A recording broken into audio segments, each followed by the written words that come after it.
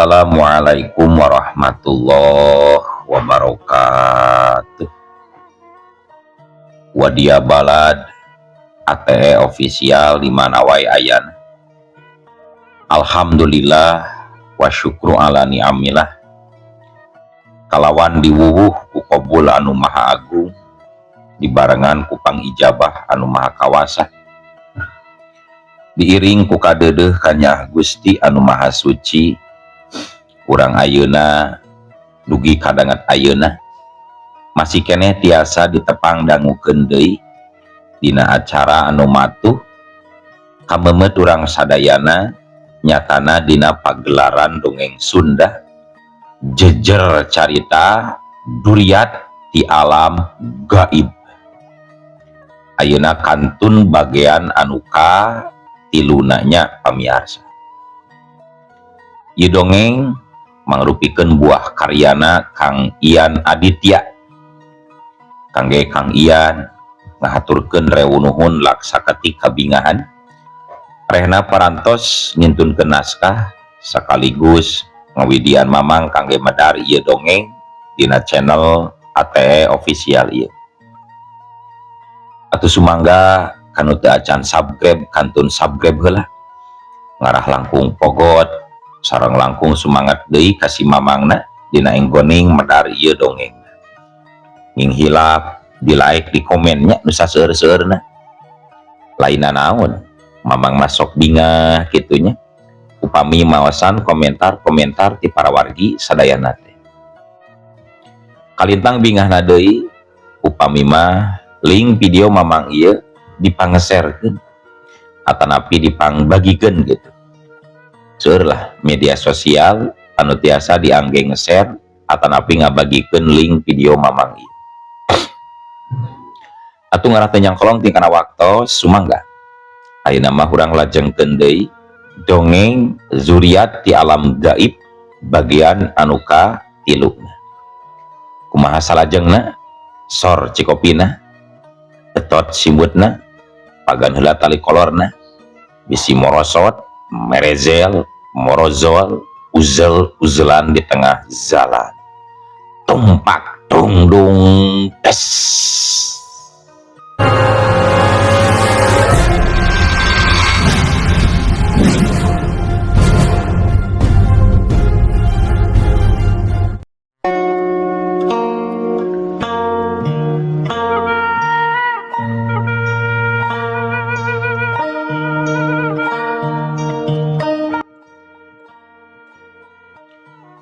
Jorelat jeleng belesat harita jirim kadua barda sabadah mulah diri jadi 2 ngabelesat kawang-awang nebus cumantara ngadobrak wates alam gaib norobos ke alam manusia. Harita awakna jadi kumalayang di luhur. Harita kakalayangan awakna di luhur mega. Matana nu seukeut lir mata heulang anu ditenan mangsana gular giler ditenan kasabudeureun eta tempat.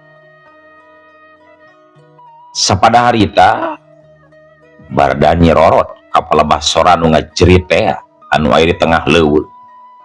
Tetela leuweung eta teh aya di wewengkon puncak Gunung Cermai.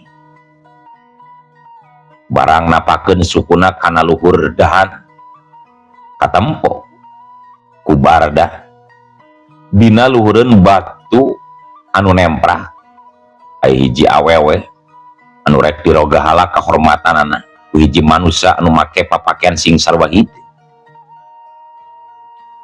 Nempo kayan seperti kitu barda kacida ambekna harita keneh manehna langsung luncat bari najong ka eta manusia anu biadab. Curang ajeng jabrak des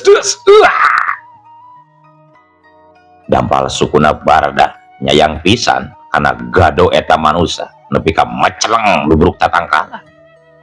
Wah eta manusia teh ngagoak bari nungkup sungutna anu paloboran ku getih kuntuna unglah matana buncelik mencerong ka barda anu keur ngacegah teh jauh di hareupeunana. Sedangkan si wanoja anu tadi rek dirogahala gura giru menerkeun deui bajuna nu acak-acakan di barungku napas nu ngahegak jeung amarah. Eta manusia ngomong nyentak kabarna, hei nasa si lainga kumawani ngeganggu kenikmatan kaula si tumbak setan, nageus bosen hirup si lainga. Cek eta jalma anu ngakukeun ngaran tumbak setan. Kaula mah manusia biasa anu kabeneran keur liwat kaya tempat. Ari masalah hirup mah teu bosen, malah mah hayang panjang we umur. Cek Barda nembalanana leuleuy, tapi ari keur si tumbak setan mah mangrupakeun hinaan anu kacida luar biasa. Caritaan Barda model kitu kurang ngajar. Nasaha ngaran si lain? Sok sebutkeun ngaran si lain. Bising ke modar kula hese nyieun ngaran. Pikeun tutunggulna deuleu sanggaran si lain. Ulah sok takabur tumbak tumbak setan. Ulah takabur jadi manusia mah. Masalah paeh mah kumaha teuing ceuk Gusti Allah we nu nangtukeun takdirna. Aluk si anjeun geura tobat. Ulah ngagugulung teuing nafsu. Mentong dakwah tausiah pun dewek sia kurang ajar. Si lain can nyaum sa aing. Ye rasakeun ye. Cek si tumbak setan harita bari ngangkat leungeunna.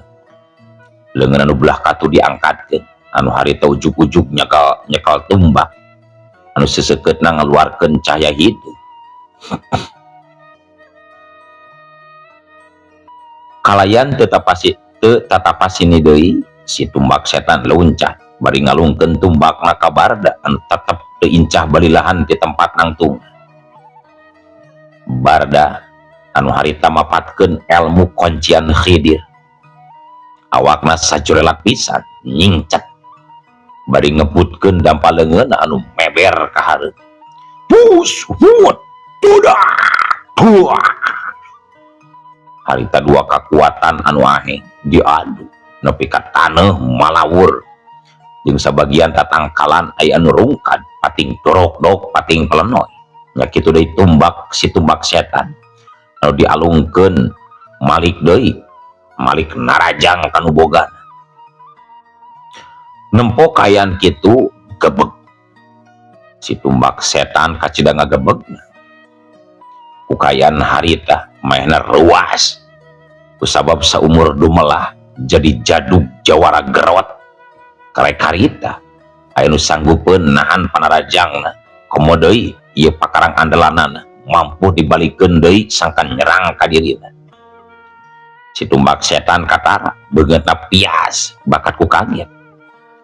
Tapi untungna si tumbak setan masih keneh bisa koprol nyingcet.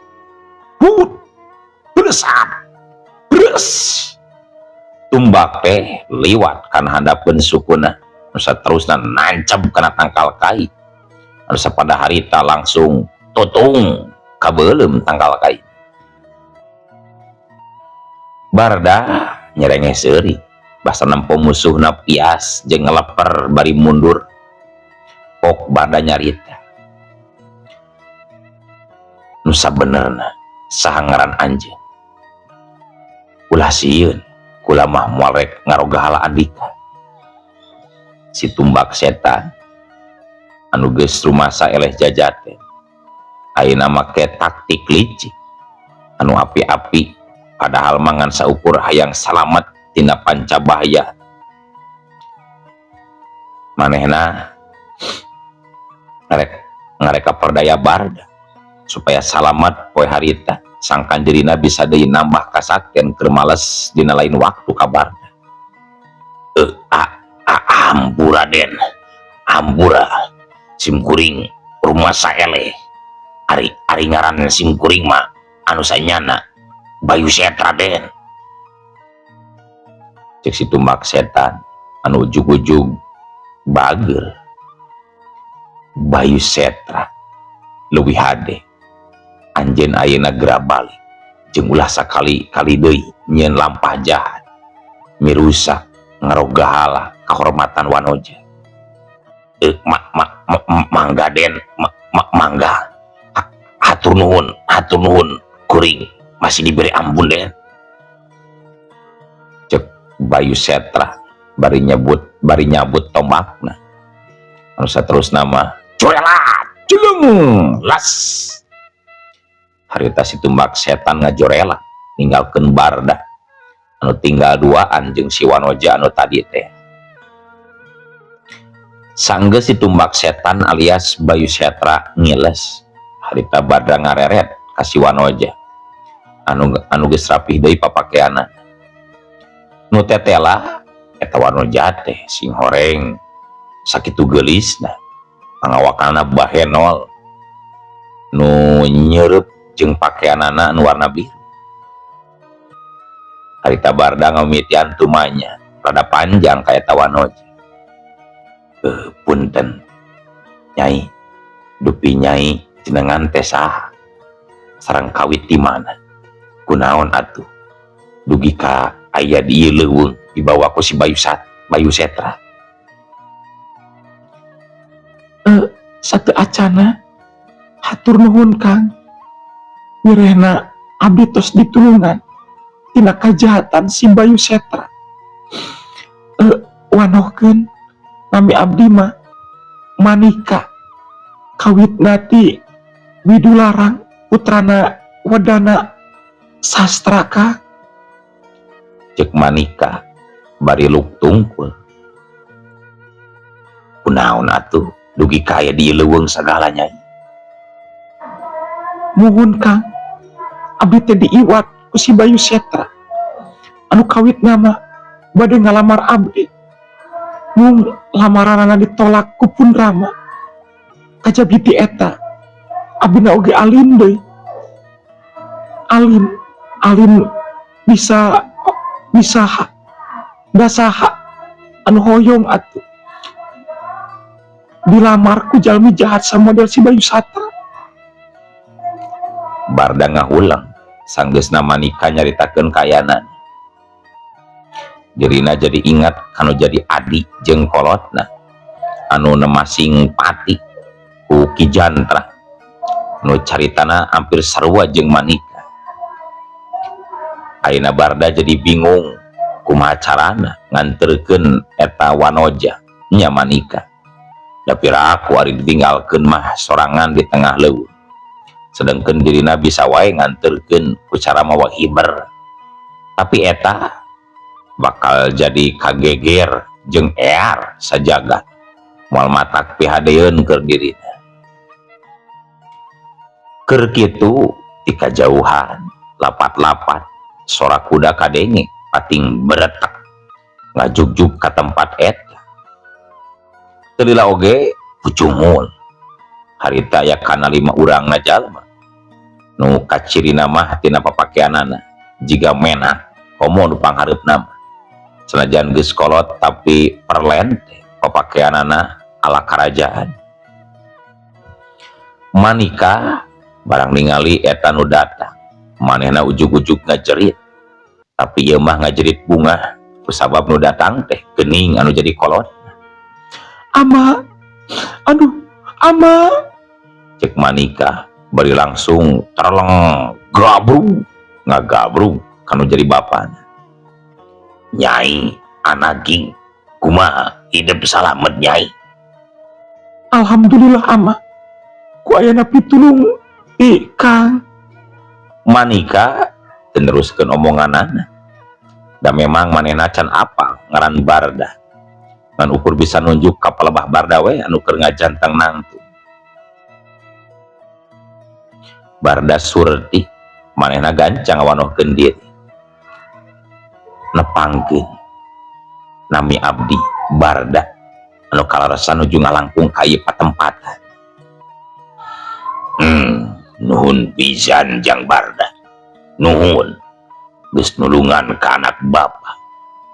kumaha teuing mun teu katulungan ku Ujang meureun nasib anak bapak teh moal bisa kasalametkeun. Wanohkeun ngaran bapak Sastrawedana I Widularang. Geus kitu mah Wadana Sastra teh ngeukehan ka Badra ngajak ka Widularang, tapi Barda nolak kulantaran manehna nama pan keur miraga sukma. Anu akhirna Wadana Sastra teu bisa memaksa ngan ukur bisa omat-omatan mun aya waktu cenah nitah ka Barda pikeun manggihan ka tempatna. Harita rombongan Wadana balik deui nya kitu deui Barda manehna langsung ngacorelat ngabeles ngajugjug mubus asup deui ka nagri Saba, nagri alam gaib.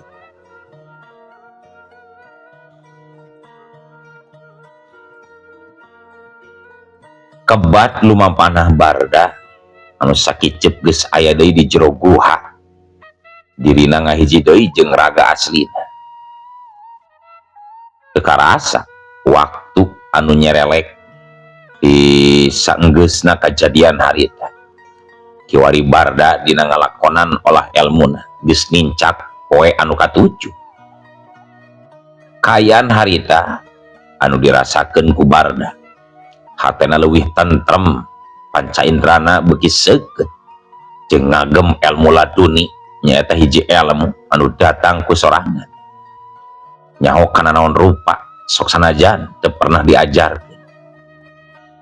Sedengkeun harita Nyi Banuwati putrina Mama Kiai Nur Ali nu aya di pasantren Sabah. Rasaanana 7 poe 7 peuting teh geuning asa 7 taun. Hatena teu weleh ngarep-ngarep. Ibarna Barda anu teu daek hol asa geus nyeri beuheung sesongget. Maklum harita Nyi Mas Banuwati keur ngalaman rasa nu ngandung durian gandrung sukma ka jajaka nu kasep nu katelah Barda.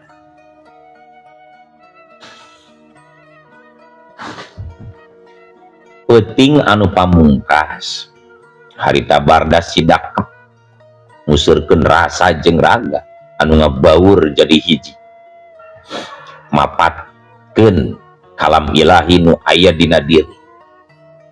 Keur kitu ujug-ujug bumi alam karasa ngageter inggeung dibarung ku sora nu pating gelegerna gelap dordar nu cahayana pating burinyai pating barasa dibarengan ku nyirorotna hiji makhluk anu ngablesat mubus asup kana jero guha. Wus jelang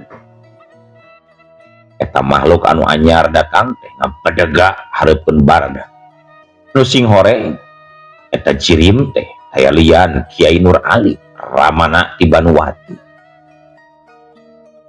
Tepati lila Kiai Nur Ali nyalukan ka Barda.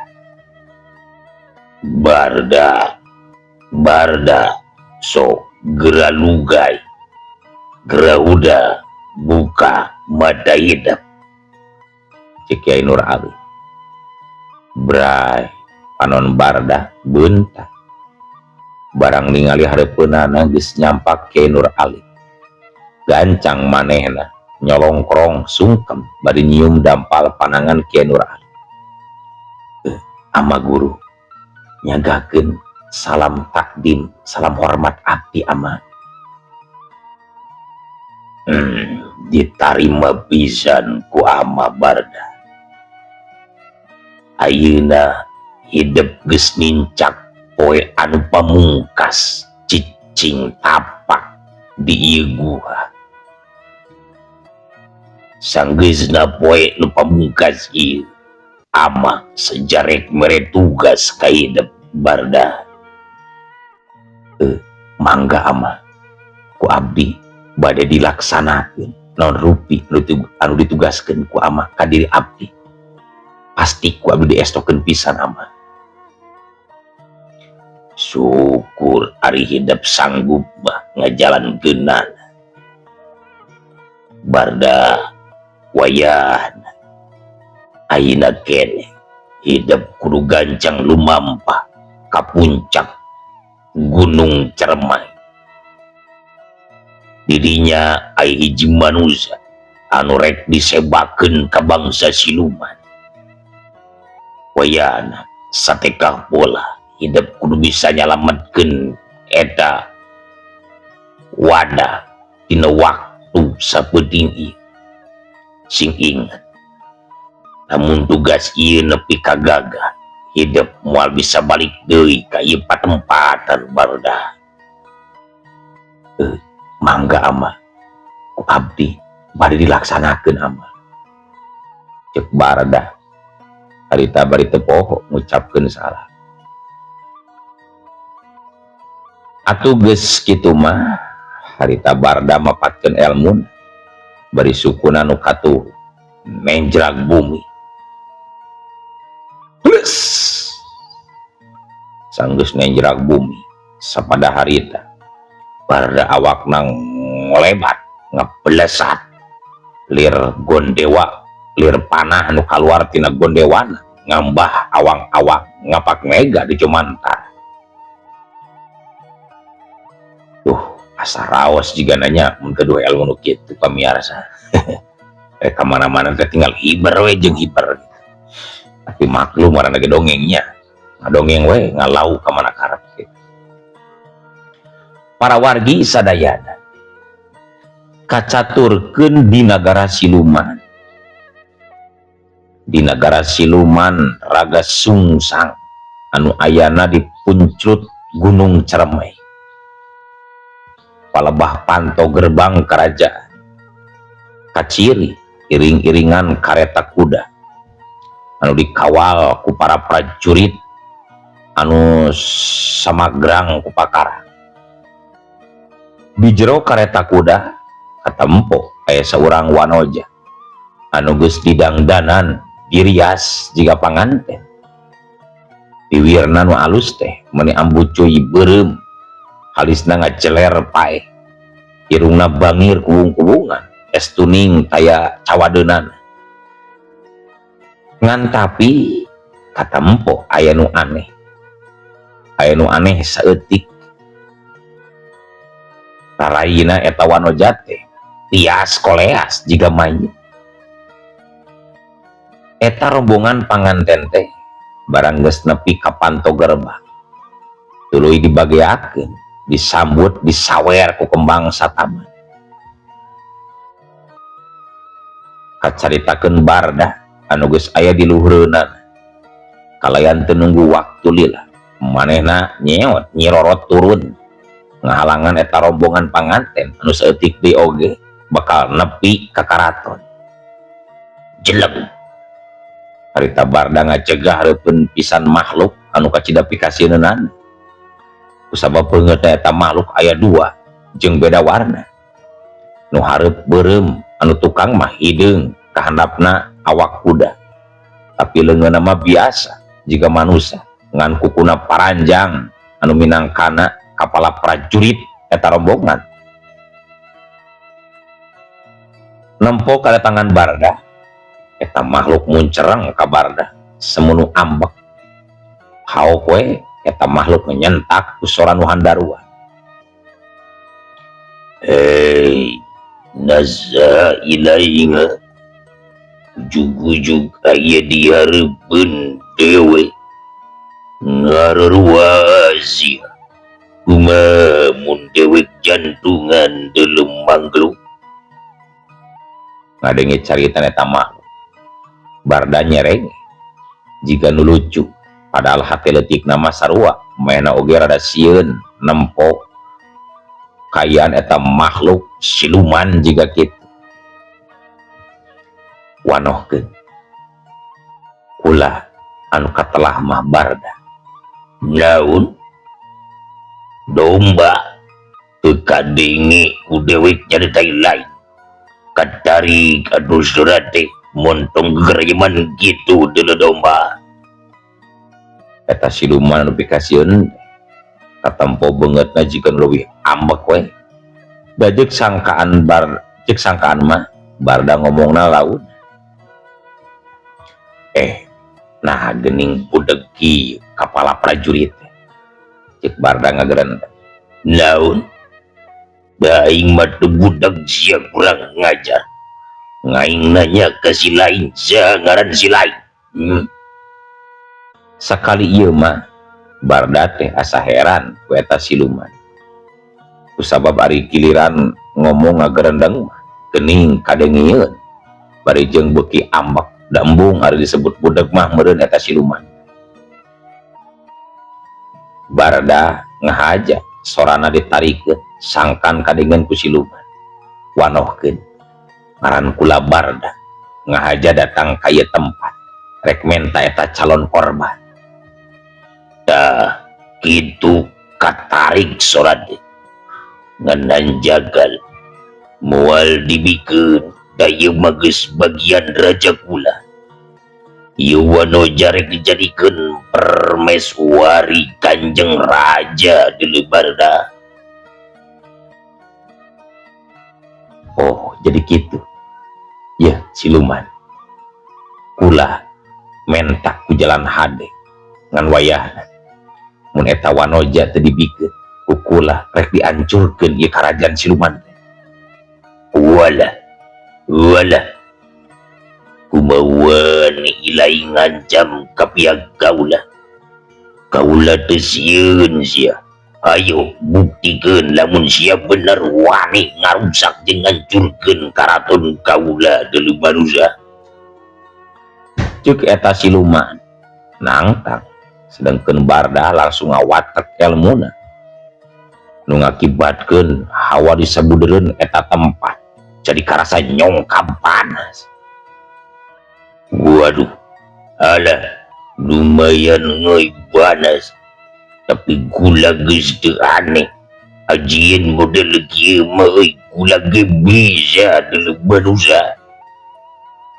Ceuk eta siluman jika nu ngece bari mahna oge ngagereyem mapatkeun jampe pamakena nu tepat lila hawa teh dadak sakala anu tadina nyongkap panas jadi biasa deui lelaler.